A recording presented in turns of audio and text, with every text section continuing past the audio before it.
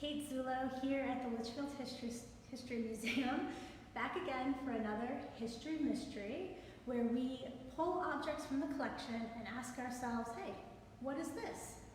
I'm really glad that you are all joining us here on Facebook. We are doing this live, so if you have any questions for me while it's live, feel free to type them and I will try to answer your questions. Now, I don't know about you, but I'm finding during this time of quarantine that it's a little hard to keep a schedule. Days keep running together, and sometimes I even lose track of what week we're in. But one thing is certain, that every morning the sun rises and in the evening the sun sets. And today what I want to share with you is objects from our collection that all relate to life after the sun goes down. So one of the most profound ways our lives are different today than they were before the Industrial Revolution and the advent of electricity is simply how much time we spend awake after the sun goes down. Before we had these sources of light, oftentimes when the sun went down, it simply meant the end of the day. You were not going to get anything productive done in the dark, so most people simply went to sleep. They could wake up in the morning when the sun has risen and go back to work. But, of course, life doesn't always stop just because the sun has gone down. So today, we're going to take a look at objects in our collections that help us see in the dark. Now, before we get started, I, of course, am going to put on my gloves. These gloves are to protect the objects themselves. We produce oils on our fingers, and I don't want those oils being transferred to the objects themselves. All right, let's get started with our first object. Any guesses as to what this object is? Well, let's start by looking at its physical characteristics.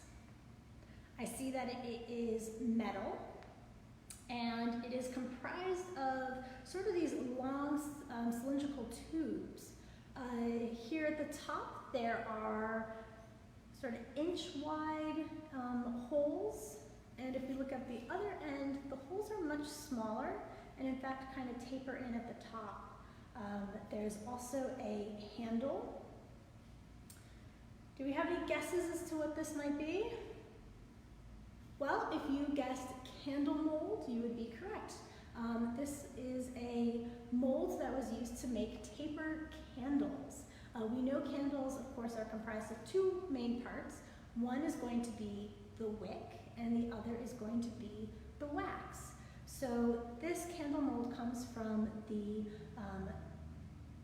early to mid 18th century, and at the time the candle wicks would have been made of cotton, so they would have been like a braided or a twisted cotton, and there were four main substances that would have been used for the wax. The one you may be most familiar with is beeswax. Beeswax, of course, smells great.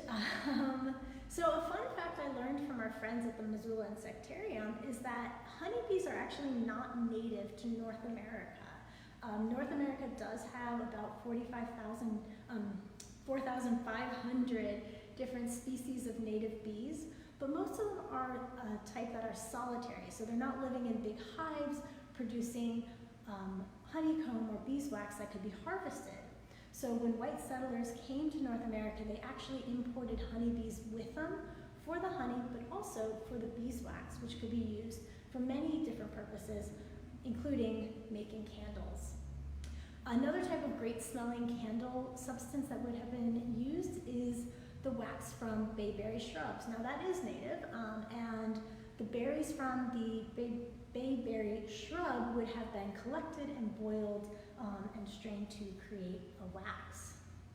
Another type of substance used was something called spermaceta, which, does anybody know what that is? Well, it's actually whale oil. Whale oil, especially in the late 18th century, we start seeing the growth of the whaling industry, especially in the coast of Connecticut, and that whale oil would have been very desirable for lighting purposes. It would have created a bright, clean source of light. But it was expensive, which is why I want to talk about the fourth type of substance used for candles, and that is tallow. Are any of you familiar with what tallow is? Well, tallow is actually animal fat. So apparently a half beef, half sheep combination of fat made the best candles. But you can imagine the downside to sort of tallow is that it would have smelled pretty bad, right? So if you're making tallow candles, you are literally boiling and liquefying animal fat. So it didn't have a great smell, and it also wasn't a great light, so it didn't burn very brightly. It was kind of smoky. So it wasn't the most preferred type, but it was the cheapest and it was the accessible. So tallow candles were the most common type of candle. In a lot of homes, candles would have been hand dipped, and this would have been something that happened once a year. You would make all your candles for the whole year, but it was a pretty labor-intensive process. So to dip a candle, you dip the wax into the wick into the wax, and then let it cool and dip again, and you'd have to do that like 25 times to get a taper candle. So a candle mold like this one would have made it much simpler. You could simply pour the wax into the mold. First you'd have to string your wick through, then pour the wax, and then simply let it cool. As it cooled, it would shrink a little bit, which would make it possible to simply pull the candle out of the mold. Now this mold you'll see makes 6 candles at a time, but we have molds in our collection of various sizes. Some of them only make 2, but then we have one that makes like 16 candles at once. So you can imagine that'd be pretty efficient for candle making. All right, let's look at our next object. All right, here we have our next object. Does anybody have any guesses as to what this is or what it was used for? It's kind of like a pair of scissors, but it has a strange box on it. Well, this was called a candle snuffer. Now you may be saying, hey, wait, I know what that is, and it doesn't look anything like that. Today when we use a candle snuffer, it's usually something we use to extinguish a candle, so like a little hat that we'll put on a candle to deprive it of oxygen and therefore make the flame go out without like blowing and spreading hot wax everywhere. This device is not made to make a candle go out, but actually to make the candle burn more efficiently, longer and brighter. And it was used to trim the wick of the candle. So today, most of our candles have sort of wicks that are made to burn out themselves, but in the past, the wick actually had to be maintained as you burned the candle. So that cotton wick could get a little long, and if it got too long, it would start sort of creating like ash and smoke. So you would use your candle snuffer, this, to basically trim off the top of your wick. This little box at the top would catch it, and you trim it to about 1/8 to 1/4 of an inch, and that would make your candle burn brighter and less smoky. So this is a candle snuffer. So we've looked at how to maintain a candle, we've looked at how to make a candle, and the next object I want to show you, I think is really cool. And this is for when you're actually going to use your candle. All right, take a look at this. Does anybody have any guesses as to what this object would have been used for, or what it is? Let's take a closer look at it. So we see that it is made of wood.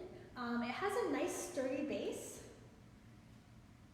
The top, we see these 2 holders at the top, perfect for holding candles. But the most interesting aspect of it is this sort of sawtooth design right in the center.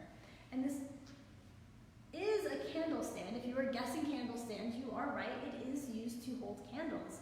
But one of the main differences between lighting today and lighting in the past is that today we often light spaces. So when I walked into this room, I flipped the light switch, the lights came on overhead, and it lit up the entire room.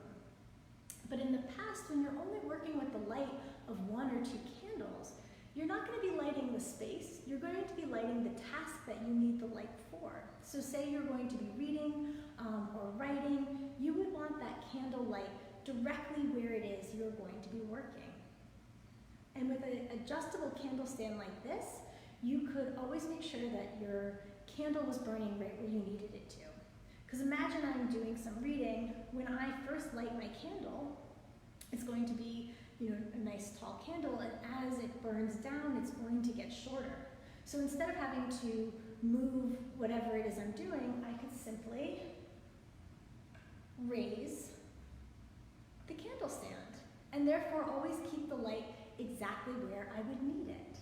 So this is an adjustable candle stand that was made in 1790 by a man named Benjamin Trope. It was actually donated to the Historical Society by his grandsons. And it's a really fascinating piece of technology that we really don't have any use for anymore. So we don't really see adjustable candle stands the same way they would have been pretty prevalent in the past. Okay. All right. So, moving a bit away from candles, here is our next object. Has anybody seen anything like this before, or know what this might be? Let's take a closer look at it.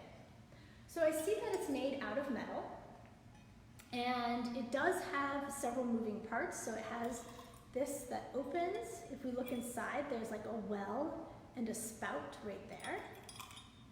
Also, there's a handle that comes up and a hook right at the top. And then the last piece of this is this little hook that we have, this little poker. So any guesses as to what this might be or what it might be used for? Well, if you were going to guess oil lamp, you would be right. This is an oil lamp. This one is called a Betty lamp. Betty lamps are really common. They basically were comprised of a few pieces. We have the well here, which is where our oil would go. We have this spigot right here, which is where the wick with a piece of linen would go in there. It would absorb the oil, and then you would light that. This, of course, has a closing door, so you could close it so you're not like spilling oil everywhere. And then we have the hook, which you could use to hang it or carry it. This little guy here, this was used to pull the wick out.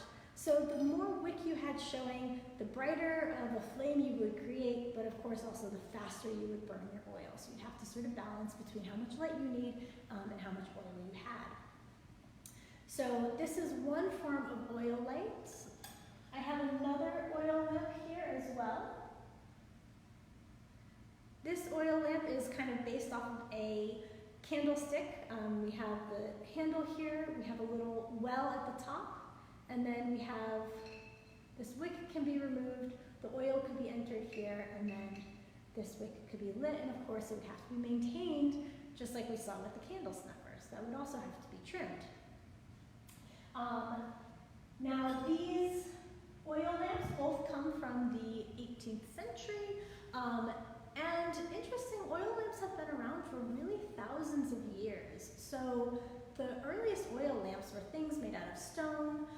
We also see clay oil lamps, and those really predate human written history, right? So stone lamps go back, tens of thousands of years. And there's really not much technologically different between those very primitive oil lamps and the ones that we see here. Essentially just a wick floating in oil. But when we get into the 1800s, we start seeing more advancements in oil, and we see oil become much more common in people's households, especially as the whaling industry really takes off. So we looked at candles that are made out of things like tallow and beeswax, things that all can be found here in Litchfield. But when we're talking about the use of whale oil, you're probably wondering, how are people in Litchfield accessing whale oil? You know, we're not anywhere close to the coast. Well, I have some objects that I pulled from our archive that will tell us a little bit more about that story. So I want to introduce you to a man named Elihu Harrison, and he had a shop here in Litchfield. So he was from South Farms, which was now Morris, but used to be part of Litchfield. And in the 1825, he opened a general store here in the center of town. And I have some of the receipts from his shop. So let's take a look at those. I'm just going to turn the camera around. I'm not going to turn the camera around, okay. So take a look. Let me see how to do this. Sorry, folks. There it is. Okay. I have my hand over the camera. Great. So here we go. Here is a receipt from where he is purchasing objects wholesale from a supplier in New Haven. And if we take a look, we see the date, so we have 1828 as the date, and we see he's buying things like coffee, molasses, and also candles. So here he's buying a box of candles, and in another receipt from, also from 1828, we see in addition to the tea and sugar and raisins he's buying, if we come down to here, we also see him buying lamp oil. So he is buying large quantities of this down in New Haven, as well as all of these other supplies. And then he is coming here to Litchfield and he is reselling them. So the last object from the archive to show you is an example of him reselling that same lamp oil here in Litchfield. So here he is selling in 1827 to a Mr. Walker, and he's selling him just a quart of lamp oil. So a little bit about sort of the economy that was based on lighting up our rooms. So like I said, from 1820 on, as I'm putting my hand over the camera, from 1820 on, from the 1820s on, we start seeing really rapid improvements in technology. New types of oil lamps that burn more efficiently are coming onto the market. In the 1850s, we see the development of kerosene as a type of oil. And then in the 1880s, we finally get electricity. And that electricity is going to, and the light bulb is going to change dramatically, not only how we are lighting our rooms, but really the structure of our lives. We've extended the usable part of the day for hours. So after the sun goes down, think of everything that you do, whether you cook dinner or read a book or watch a movie. All of that is possible now that we have sort of electric lighting. But it hasn't really divorced us from, of course, having our days also influenced by sort of the natural cycle. So we know spring is coming, which means we have longer, sunnier days, and that is certainly something I am looking forward to. I want to thank you all for coming to this history mystery, where we can look at sort of the objects that help us see in the dark. We'll be back here again on Tuesday for a coffee with the curator, so that's where you bring a cup of coffee and we'll provide the curator. And then I'll be back next Friday for more history mysteries.